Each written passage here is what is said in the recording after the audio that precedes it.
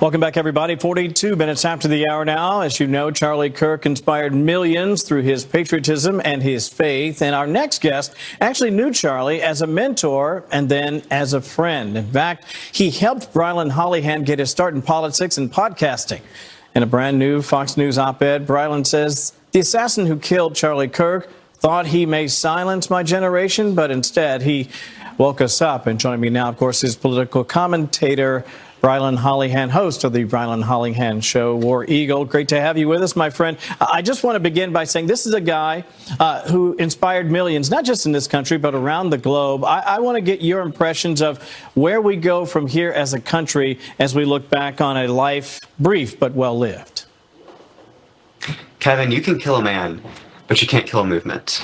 And the coward that assassinated my friend this week attempted to shut Gen Z up. Instead, if he did anything, he woke us up. And last night was living proof of that. I spoke at a vigil for Charlie here at Auburn University, thinking maybe a few dozen college students would come on a Friday night to pray for my friend and mentor.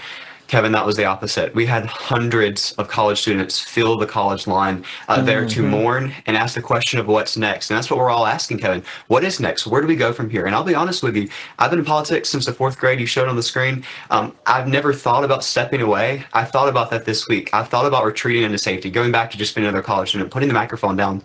But I prayed about it, and that's not what Charlie would want. And so we're going to do the opposite of that. I'm going to speak on more college campuses than ever. Just this weekend, I'm going to go to South Carolina and speak to college students because that's what Charlie would have wanted. And so to my friends, we're going to pick up the torch. We're going to run the rest of this race for Charlie. You know what? That is so important. But let me ask you, though, I know you and I are friends and we've worked together in Washington.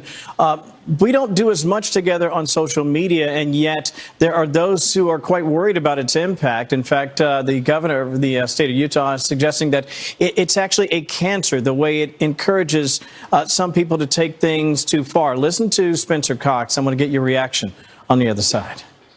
This is not good for us. It is not good to consume.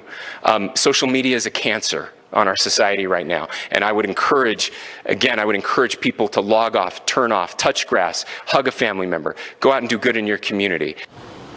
He's so right. Time to hug a family member. We've got about 30 seconds left. Your reaction to what he had to say, my friend.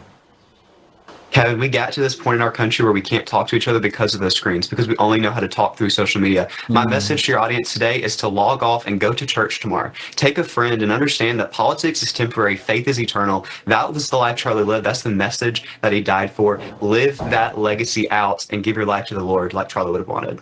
And that's exactly what he would have wanted. And most of all, it's okay to talk to each other. And I think that's the overarching message as we look back at a life, as I mentioned, well-lived. Brilyn Hollyhand, War Eagle. Great to see you, my friend. Take care. Have a great day. Thank you, Kevin. War Eagle. Appreciate that. Let's check in now with meteorologist